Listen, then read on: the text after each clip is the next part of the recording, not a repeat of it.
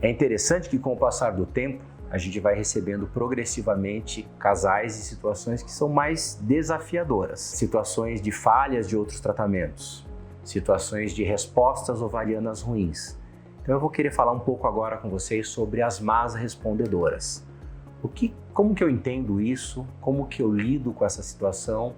Quero trocar um pouco dessas figurinhas.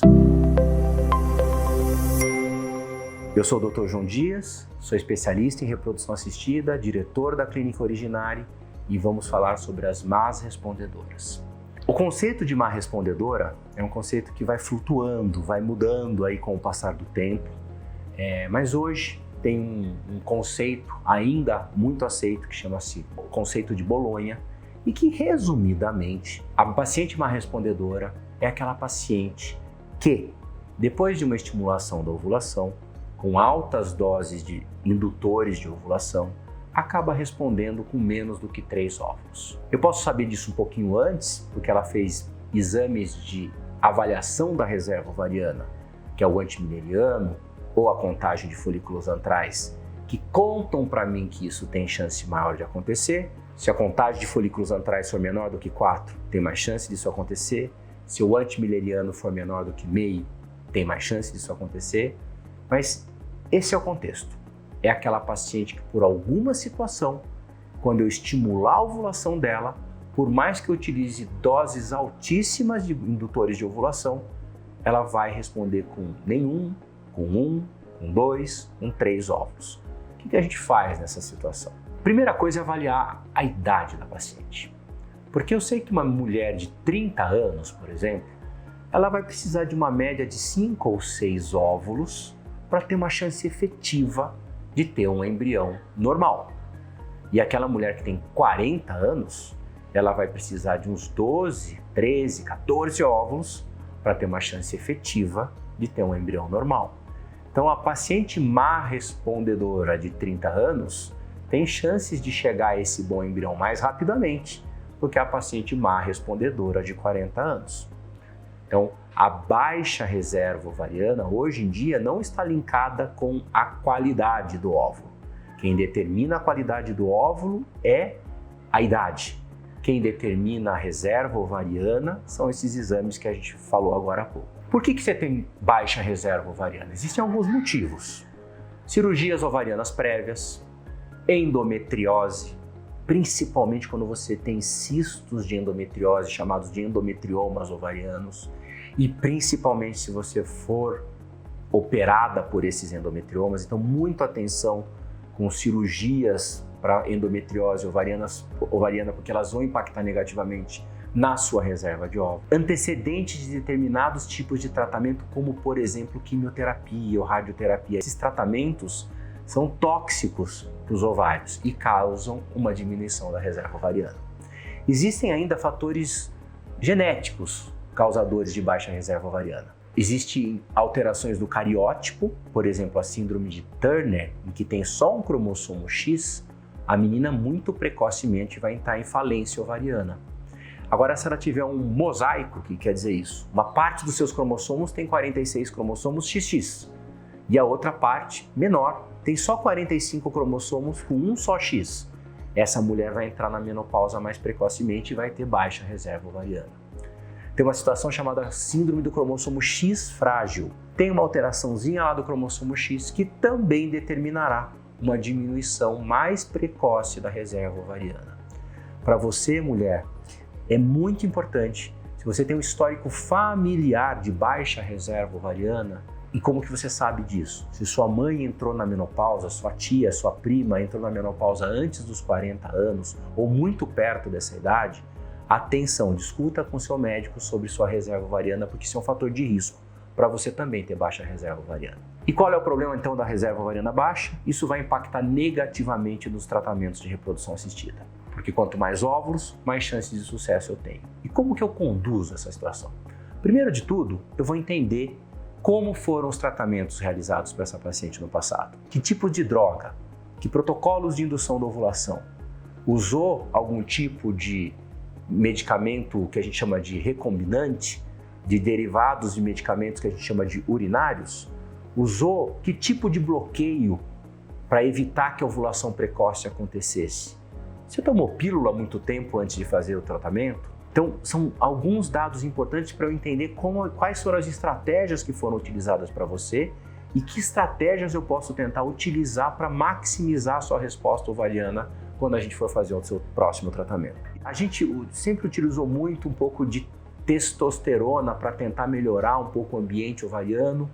Hoje tem estudos dizendo que isso parece não ser tão efetivo assim, que em algumas situações específicas pode mais atrapalhar do que ajudar, mas eu sempre vou olhar para isso e discutir isso com os pacientes. A grande sacada é a gente saber que existem momentos melhores do ovário para que ela receba a sua indução da ovulação. Eu sempre combino com os pacientes o seguinte: olha, eu vou fazer o seu tratamento da maneira mais rápida e objetiva possível, mas desde que eu esteja na melhor condição possível para começar.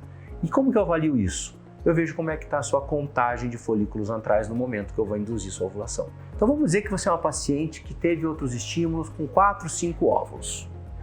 E aí eu vou fazer um ultrassom para você naquele dia que eu estava pensando em começar e você só tinha 2 folículos antrais. Eu provavelmente vou dizer para você, não está na hora de começar. Vamos fazer uma estratégia aqui para a gente esperar um pouquinho mais. Vamos te ver novamente depois da ovulação. Vamos te ver novamente, eventualmente, depois de uma nova menstruação, para saber qual é o melhor momento para a gente começar o seu estímulo. Ou o contrário, você teve um estímulo que teve só 2 óvulos no passado e você chega aqui no primeiro dia da sua primeira consulta e eu vejo lá 6, 7 folículos antrais. Eu vou falar por uma situação do destino, uma coincidência, você está numa condição muito legal aqui. Vamos tentar aproveitar esse momento e induzir sua ovulação? E aí vem um outro conceito interessante. Nem sempre eu preciso esperar você menstruar para começar a sua indução da ovulação. Eu posso induzir sua ovulação em diferentes fases do ciclo.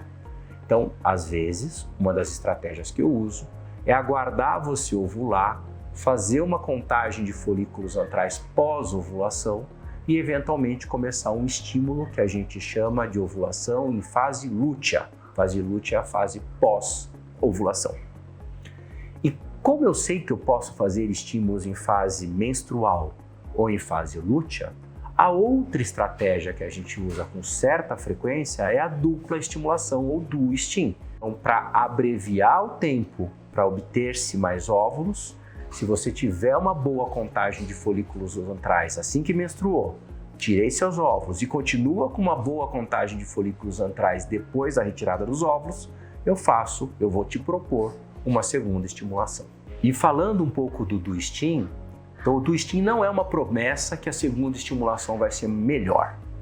Ela vai ser melhor se você tiver uma melhor contagem de folículos antrais, tá? E eu nem sempre preciso repetir o mesmo protocolo de estimulação da fase 1 com fase 2. Dependendo da condição, a gente joga com medicações diferentes, com doses um pouquinho diferentes, para tentar otimizar a sua resposta ovariana. Então não tem a obrigatoriedade de fazer o DUSTIM, você só vai fazer se você tiver numa boa condição de contagem de folículos antrais. Não tem a obrigatoriedade de mudar o protocolo de indução, assim como não tem a obrigatoriedade de mantê-lo. A gente vai tomar uma decisão individualizada, entendendo como foi seu histórico, entendendo como você respondeu numa primeira fase e como que você está para responder na segunda fase. Outras estratégias. O hormônio do crescimento é uma droga frequentemente estudada e que a gente vai discutir a utilização em protocolos específicos para más respondedoras. Adoraria que essa situação fosse uma situação que mudasse drasticamente a sua resposta, mas em algumas situações específicas a gente vai discutir sobre isso. Baixa reserva ou baixa resposta ovariana. A grande sacada é eu entender o que aconteceu contigo. A segunda grande sacada é eu entender o melhor momento para eu tratar você. A terceira grande sacada é eu escolher certas estratégias individualizadas para tentar otimizar a sua resposta. A grande mensagem é saber que a situação é difícil, é você estar consciente que esse caminho que a gente está seguindo juntos está cheio de pedregulho ali. Eu falo que é um caminho árduo, mas se a gente conhece o nosso cenário, se a gente conhece a capacidade do nosso ovário, eu do meu lado, se eu consigo utilizar as melhores ferramentas para estar do teu lado nessa jornada, mesmo em situações muito extremas, eu acho que vale a pena a gente estar juntos, seguindo num caminho maior, que é de obter a maior quantidade possível de óvulos e a sua gravidez. É muito frequente a gente, nessas situações de baixa reserva ovariana, já falar sobre a doação de óvulos, e eu sou um cara que acha o tratamento de doação de óvulos fabuloso. Mas é muito frequente os pacientes falarem assim: João, eu não estou pronto para isso. Eu não esgotei as minhas possibilidades. O que mais que a gente pode fazer? Eu me lembro de uma aula com um professor em Nova York, que ele falou que a pior coisa que eu posso fazer, e eu acredito piamente nisso, a pior coisa que eu posso fazer para uma paciente numa situação difícil dessa, de baixa reserva ovariana, é não dar as mãos e não acompanhá-la nesse trajeto. Então, se a gente sabe das dificuldades juntos, e a gente vai saber, eu vou ser sempre muito claro com você quanto a isso, a gente vai seguir esse caminho juntos para tentar chegar lá no melhor resultado. Espero que essa informação tenha sido interessante, compartilhe e deixe suas perguntas aqui. Um abraço.